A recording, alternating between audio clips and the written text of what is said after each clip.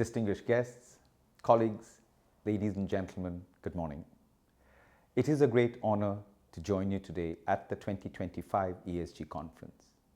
I commend the National Development and Reform Commission and all partners for convening this important dialogue on how environmental, social, and governance principles can strengthen economic resilience and shape a more sustainable future for all. We meet at a defining moment. Climate change, geopolitical uncertainty, economic volatility have exposed the fragility of growth models that overlook societal and institutional dimensions. Yet, within these challenges lies a profound opportunity to reimagine progress that is not only prosperous but also inclusive, equitable, and sustainable. Ladies and gentlemen, ESG has become far more than a reporting framework. It is a transformative approach that unites profits with purpose, innovation with integrity, national ambition with global responsibility. It embodies the spirit of the 2030 Agenda for Sustainable Development, our collective blueprint for peace, prosperity, and planetary health.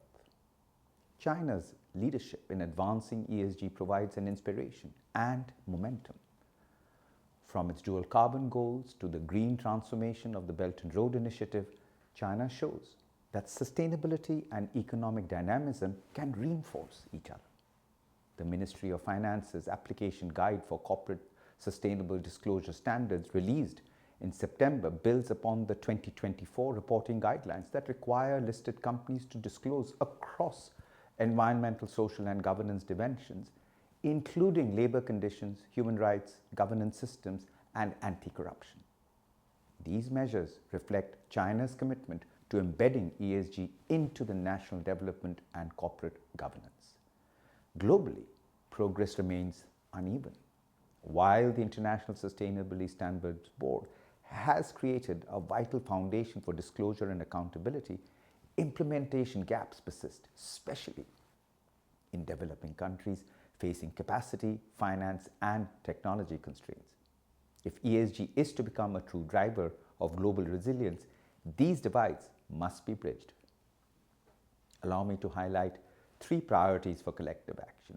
First, we must embed ESG into the heart of decision making. Resilience cannot be an afterthought. It must be built into every policy, business model, and investment strategy. This means integrating climate and environmental risk, social inclusion, labor rights, and good governance into long-term planning.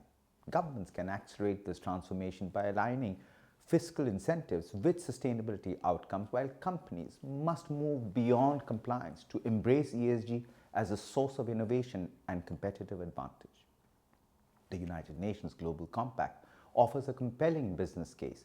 Strong ESG performance yields about 50% lower costs of capital, 88% better operational performance, and 80% higher stock price performance. In China, more than 1,000 companies have joined the UN Global Compact, reflecting a growing commitment by Chinese businesses to align with international sustainability principles. Second, we must advance innovation, inclusion, and responsible governance across the S and G of ESG as much as the E.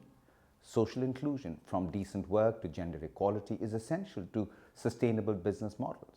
The UN Global Compact has issued guidance on gender equality, best practices for companies operating in China, while UN agencies across the system are partnering with China to build institutional capacity, promote sustainable finance, and support ESG-aligned supply chains and SDG integration.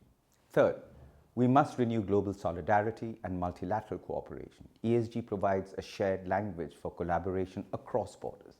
The United Nations stands ready to work with China and all partners to align standards, promote sustainable trade and investment, and strengthen institutional capacities to deliver on sustainability commitments.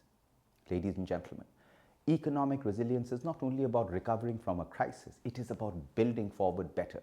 ESG provides the means to transform short-term recovery into long-term renewal, align financial systems with the health of our planet and the dignity of our people, and ensure that the growth we pursue today safeguards the well-being of generations to come. Let us therefore use this conference to reaffirm our shared commitment to cooperation over competition, to sustainability over short-term gain, and to a future where economies are not only stronger, but also fairer, greener, and more inclusive. Together, we can harness ESG as a bridge between economic ambition and environmental responsibility, between individual action and collective impact. Thank you very much. Sheshe.